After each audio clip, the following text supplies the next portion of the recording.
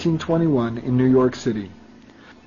The CFR, with major bases in New York City and Washington, D.C., describes its mission as promoting understanding of foreign policy and America's role in the world.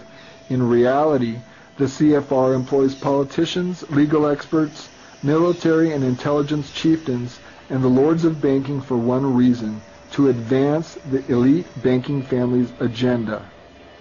The CFR's first incarnation attended the Peace Conference, and on May 30th, 1919, at the Hotel Majestic, this group of British and American banking cabal representatives, which included pre-CFR constructionists and their British counterparts, the Royal Institute of International Affairs, the RIIA, formerly known as the Chatham House, began their unholy alliance.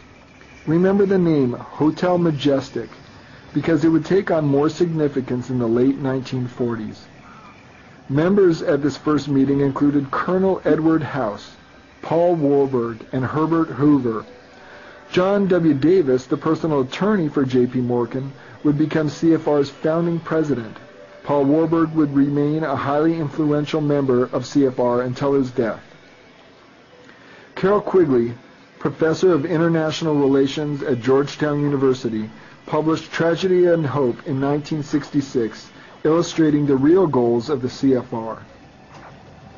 The powers of financial capitalism had another far-reaching aim, nothing less than to create a world system of financial control in private hands, able to dominate the political system of each country and the economy of the world as a whole. The CFR RIIA puppet organization, the League of Nations, stated its goals to be disarmament, preventing war, settling disputes, and improving global welfare, all of which were terrible failures as demonstrated by events that concluded in a Second World War. The League not only proved incapable of preventing aggression by the Axis powers in the 1930s, but was led by the cabal who financed the Axis and enriched themselves through its financial commissions.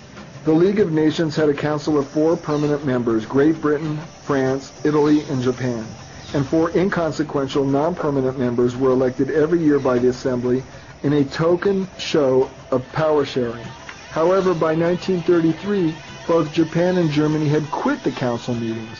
The USSR was added in 1934, only to be expelled in 1939, 2 years after the Italians withdrew in 1937.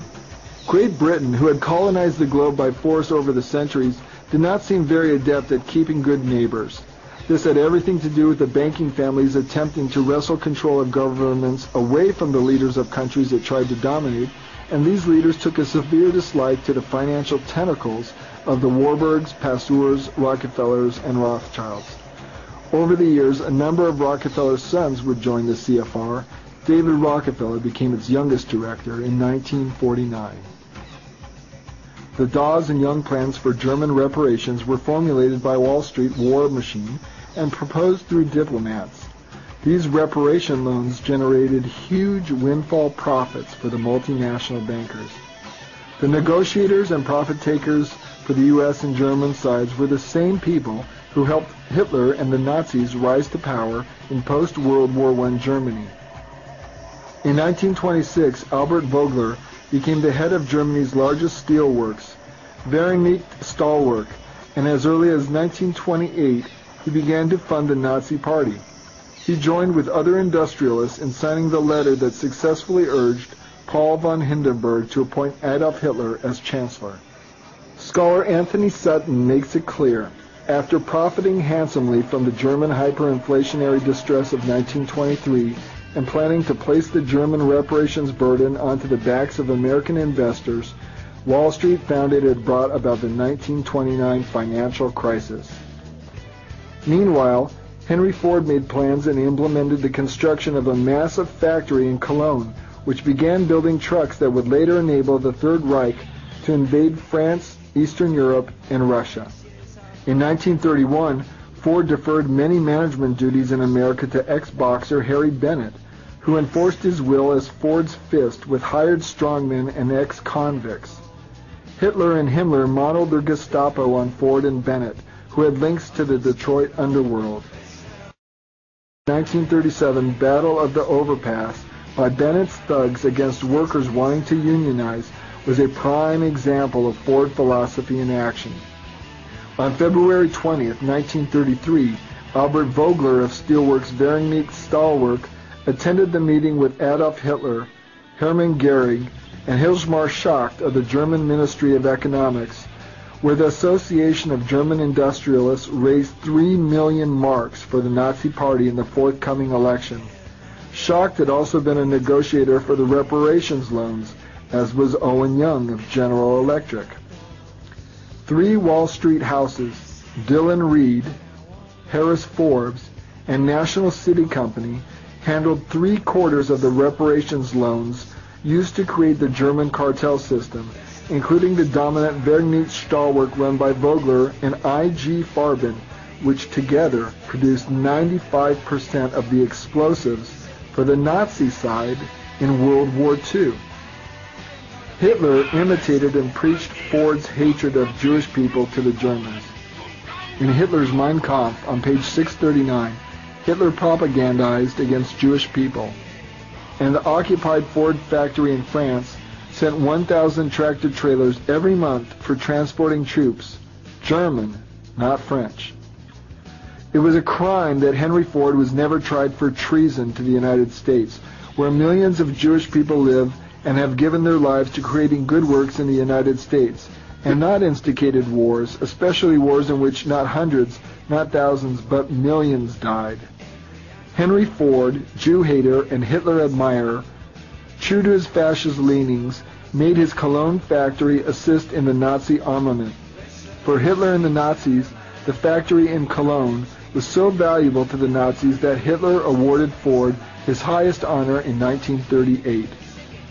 Just after Hitler created the Grand Cross of the German Eagle, he awarded the first 2 Grand Crosses of the Eagle to Italian dictator Benito Mussolini and his son-in-law Count Ciano. Ford was soon to follow.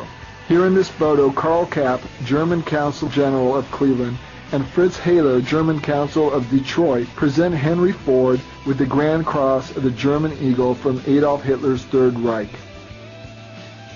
It bears repeating that Rockefeller and Ford had very close alliance since at least the late 1890s. The Nazis' final solution to exterminate the Jews was nothing but a grand economic solution, according to William Bramley, who wrote The Gods of Eden. The concentration camps were designed and used as slave labor camps. This unpaid slave labor force created huge profits for both the German economy and the American corporations. These companies that funded the Nazis were rewarded with more windfall profits due to the cheapest labor in the world. Work enslaved human beings without pay and slowly starved them to death. That's what it was really all about, getting ahead of all competition through slavery. The American corporations have spent years trying to cover it up by controlling media empires through corporate advertising contributions or outright ownership. This history does not make its way into the history books that you or your children read when attending high school history class, and only rarely at the university level. The Nazi intent was to kill off non-Aryans. Standard Oil in New Jersey was controlled by Walter C. Teagle. Teagle, who died in 1962, was the longtime president and later chairman of the board of Standard Oil Company of New Jersey, which is now ExxonMobil Corporation, polluter of Alaska's shoreline. Teagle was number 1 on the Standard Oil hierarchy, below only John D. Rockefeller Sr. and Jr.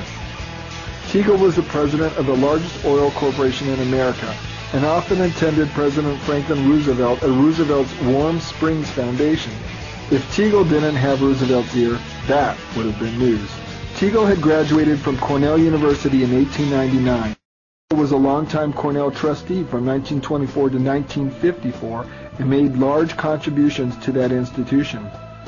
But Teagle had another cause, which he supported with far more money and fervor than Cornell. Teagle sponsored the Nazis with many millions and millions of dollars through Standard Oil, which alerted one U.S. ambassador who apparently was not on the take. Ambassador William Dodd wondered what business an American corporation would be up to by contributing so much to the military buildup of the Nazi Party in Germany, even at the same time